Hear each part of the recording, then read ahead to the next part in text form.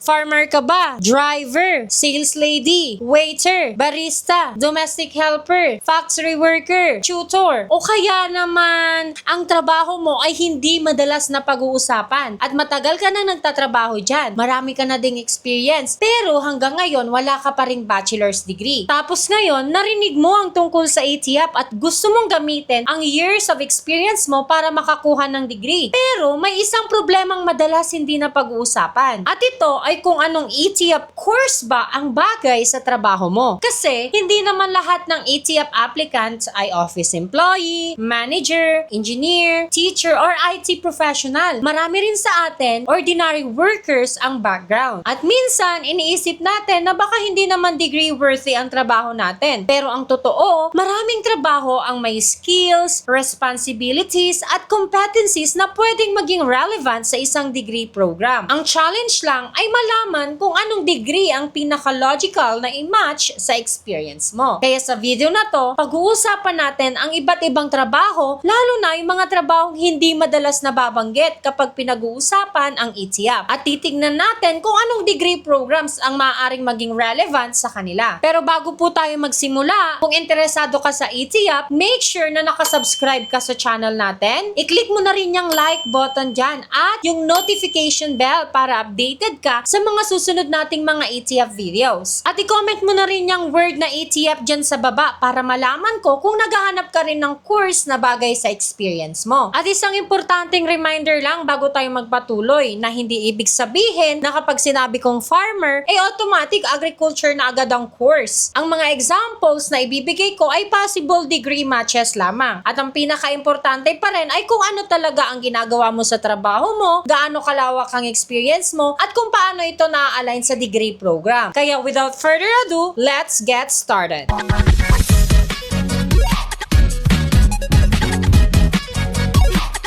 So unahin na natin ang isang trabaho na madalas hindi na pag-uusapan kapag college degree na ang topic. At ito ay ang trabahong farmer. So kung farmer ka, one possible direction na maaari mong tignan ay Bachelor of Science in Agriculture. Especially kung matagal ka nang involved sa agricultural work, planting, crop production, farm management, livestock, farm planning, pest management, harvesting, at iba pang agricultural activities. Pero may malaking difference depende sa level ng responsibility mo. Halimbawa na lamang, farm worker ka na mostly involved sa daily farm activities. So, ibang experience po yun kumpara sa isang farm supervisor na nagpaplano ng production, nagmamanage ng workers, nagmamonitor ng supplies, nagdi-decide kung kailan magtatanim at mag-harvest at nag-handle ng farm operations. So, kung ganun kalawak ang experience mo, mas marami kang competencies na pwedeng i-consider. At kung livestock naman ang experience mo, like poultry, fish farming, or other agricultural activities, ay kailangan ding tingnan kung anong specialization at degree program ang pinakaangkop sa'yo. So kung farmer ka, huwag mong isipin na farmer lang ako, baka walang course na bagay sa akin, or baka hindi ako qualified. No.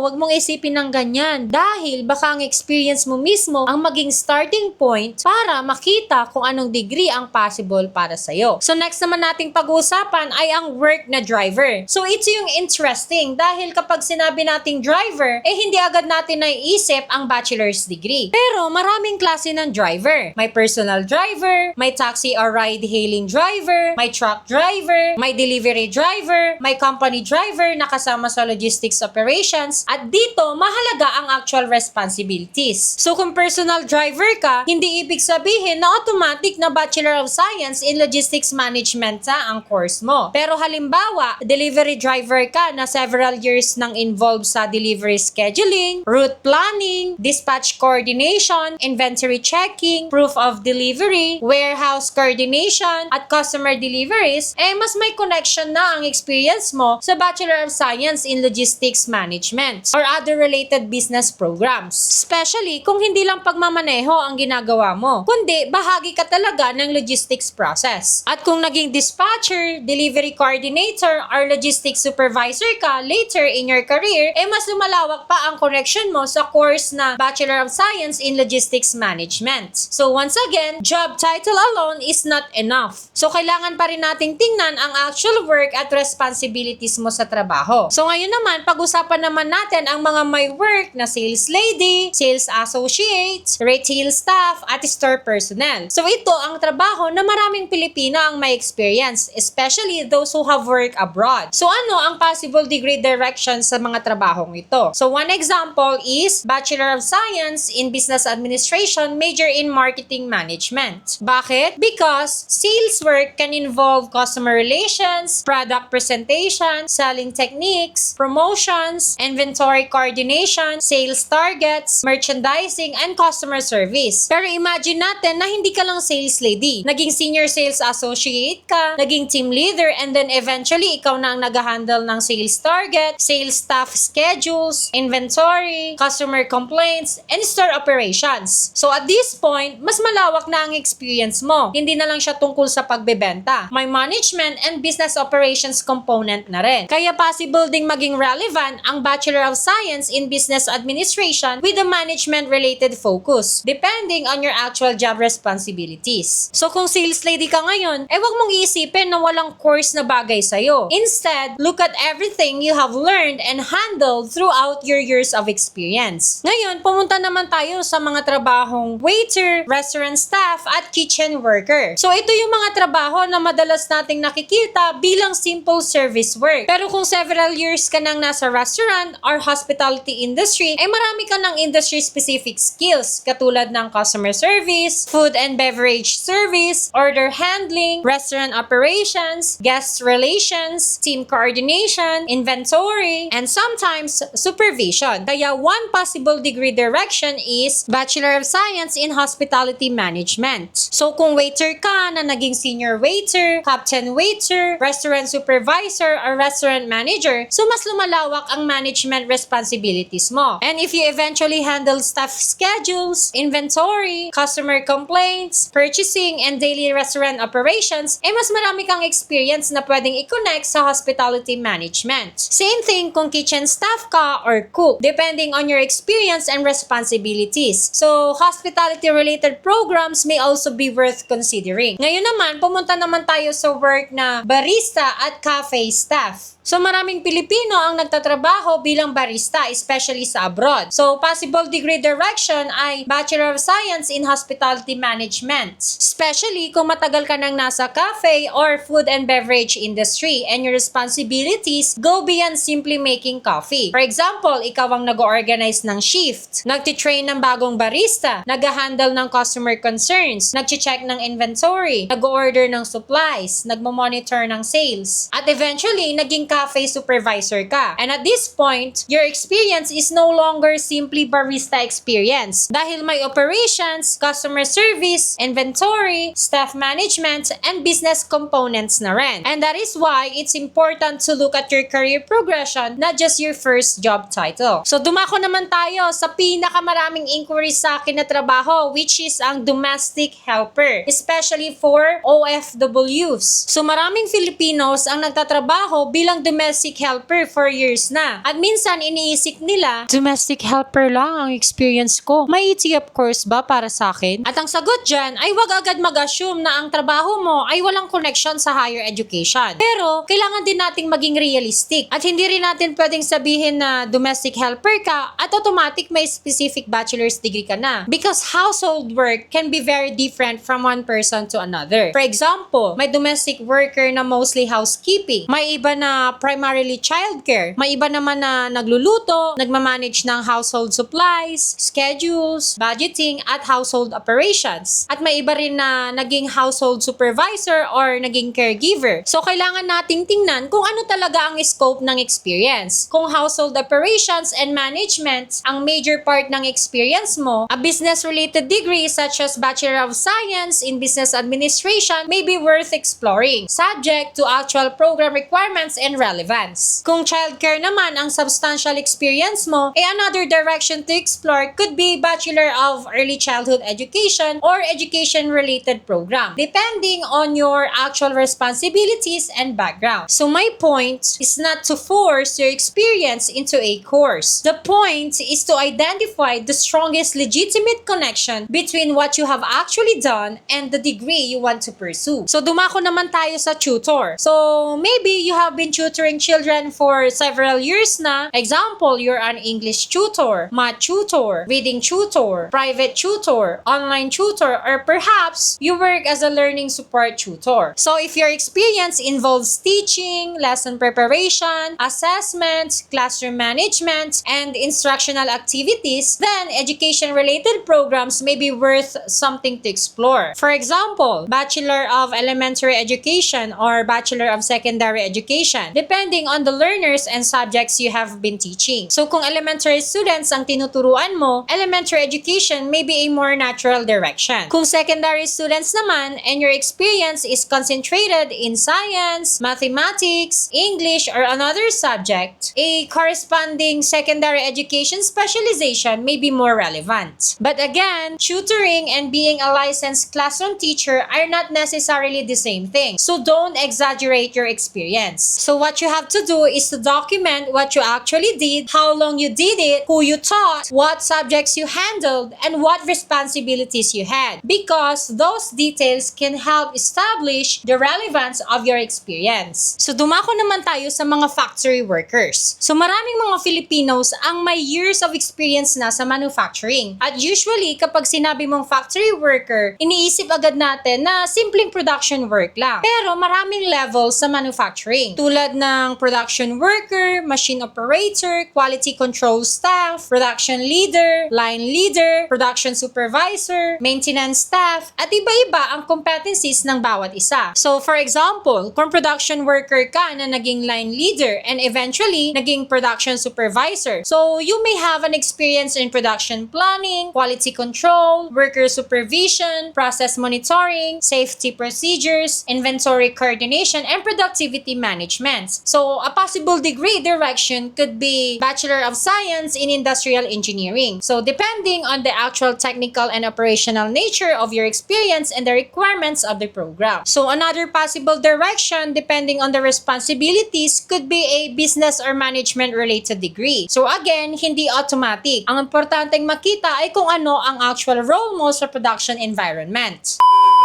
At ayan po, nakita na natin na kahit mga trabaho na madalas nating isipin na ordinaryo lang or simple lang, gaya ng farmer, driver, sales lady, waiter, barista, domestic helper, tutor, at factory worker, may mga skills at experience na pwede pa rin maging relevant sa isang degree program. Pero syempre, hindi lang naman iyan ang mga trabaho ng mga Pilipinong gustong mag-ETIAP. Marami pa tayong ibang professions at work experiences na hindi natin naisama sa video na to. So kung hindi ko nabanggit ang trabaho mo, don't worry kasi hindi ibig sabihin na wala kang possible na ETIAP course. Actually, gagawin natin itong series kung saan sa mga susunod natin na videos, pag-uusapan natin ang iba pang trabaho at kung anong degree programs ang maaaring maging relevant sa kanilang experience. Kaya kung gusto mong malaman kung anong ETIAP course ang maaaring bagay sa trabaho mo, make sure na nakasubscribe ka sa channel natin at i-like mo na rin itong video natin at i-click mo na rin ang notification bell para hindi mo ma-miss ang mga susunod nating mga videos. At kung gusto mong makatulong sa akin na malaman kung anong jobs ang dapat nating isama sa next video, i-comment mo sa baba yung trabaho mo. Baka ang trabaho mo mismo ang maisama natin sa next episode ng series na to. At tandaan natin na hindi lahat ng career ay nagsisimula sa degree. Minsan, nauuna ang trabaho, nauuna ang experience, at nauuna ang buhay. At ang ETIAP ay isa sa mga pathways na pwedeng makatulong para ma-recognize ang learning at experience na naipon mo sa paglipas ng mga taon. Kaya kung hindi pa natin nabanggit ang trabaho mo sa episode na to, abangan mo ang mga susunod na videos natin. Baka doon natin mapag-usapan ang experience mo. So see you in my next video. Goodbye!